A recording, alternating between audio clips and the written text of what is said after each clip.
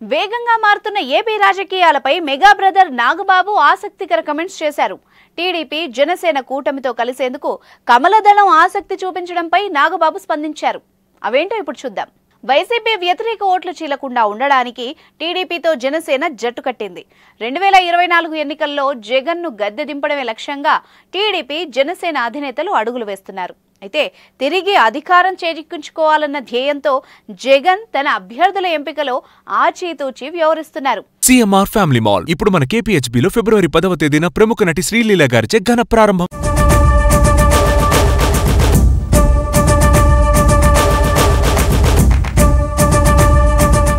నియోజకవర్గాల్లో ఆదరణ తక్కువ ఉన్న నేతలకు స్థానచలనం కల్పిస్తున్నారు.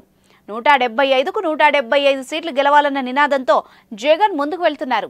దీంతో అభ్యర్థుల ప్రకటన కూడా విడతల వారీగా ప్రకటించడం విశేషం.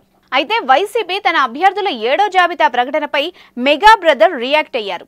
వైసీపీ 7వ జాబితా కాదు, 1,00,000 జాబితాలు రిలీజ్ చేసినా తమకేమీ నష్టం లేదు అంటున్నారు. టీడీపీ జనసేన కూటమి వచ్చే ఎన్నికల్లో అఖండ విజయం సాధించబోతోందన్నారు.